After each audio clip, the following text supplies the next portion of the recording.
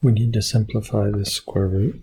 So we have the opposite of this number here. One of the key ideas in roots is that the root of a fraction or a quotient is the quotient of the roots. What does that mean? It means that instead of trying to find a number, a fraction number that you can multiply by itself and get 25 over 49, you can break it up into two parts. You can have, of course, the minus sign, but you can think of the square root of the top being divided by the square root of the bottom. This top is a positive number you can multiply by itself to get 25. This bottom is a positive number you can multiply by itself to get 49. And so we have this answer. Notice it is possible to look at this as a fraction that you can multiply by itself to get 25 over 49. And if you're good enough with fractions, you can think, oh yeah, that's 5/7, because 5/7 times 5/7 is 25/49. But almost everybody finds this in-between step to be easier. So notice with roots, if you have the root of a fraction or a division or a quotient, you can break apart the root into the fraction or the division or the quotient of the two separate. So this is the final answer. The first thing I'd like you to know is that anytime you have something squared and then you take the square root, that in essence the squaring and the square rooting almost undo each other. And the reverse order is also true. If you have the square root of something and you square it, this square rooting and squaring almost undo each other. But they don't quite undo each other. Let's take a look at this one. If you start with a 5 and then you square it, that's 25. And then if you take that 25 and you do the positive square root of it, it's back to 5. So starting with 5, squaring it and getting 25, and taking the square root gets you back to where you started. So in this case of 5, squaring and square rooting did undo each other. But watch what happens when you start with negative 5. Negative 5 squared is positive 25, and the square root of that positive 25 is 5. So when you start with a negative number and square it and take the square root, you don't get back to the negative number, you get back to the positive one of those. So if it was negative 5 you started with, you get back positive 5. Another way of saying this is you get back the absolute value. So what I would like you to think on this problem is that it's negative 5x. It's not, but that's the right idea. That starting with this thing and squaring it and square rooting gets you back to where you started, but it's not quite that. It's really the absolute value of it because of this problem when the thing inside the square root is negative. So this is a perfectly fine answer. This is about half right. This is a perfectly fine answer. There's other versions that are fine. One can do this.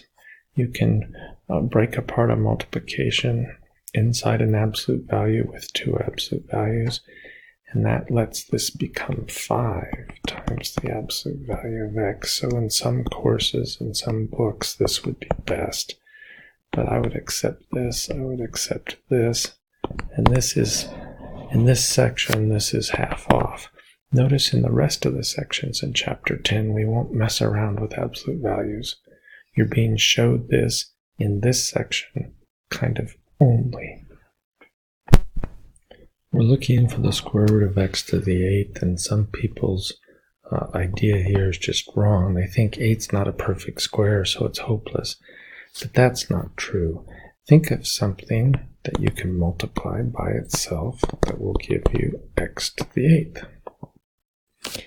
After a bit of thinking, you should come up with x to the 4th times x to the 4th.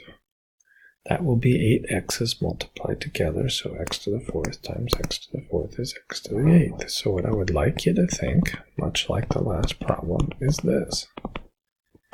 And that is pretty good. That's almost true. It is true if x is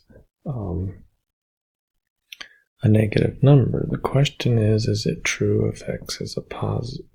Excuse me, it's true if x is a positive number. The question is it true if x is a negative number? In general, when you're taking the square root of something that could be negative, you need to be careful.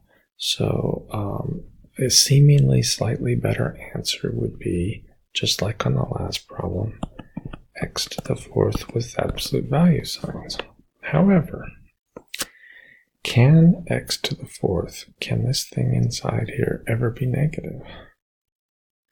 And the answer is no. A fourth power can't be negative. A fourth power is going to be positive. So in this problem, absolute values are not wrong, they're just not needed. So on this one, x to the fourth could be a perfectly good answer. If we did this problem instead, we think it might be x to the fifth, but now x to the fifth can be negative, and so we've got ourselves a little problem.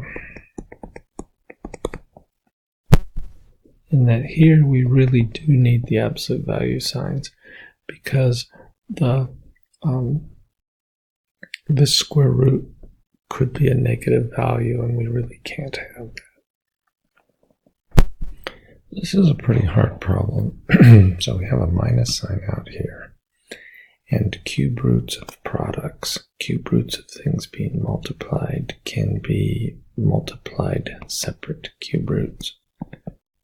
What those words mean is that we can break apart the cube root of this big thing into the cube root of these smaller things, and that helps us because we can now take this cube root of -8 and we can find something you can multiply by itself 3 times. That gives you -8, and that is -2.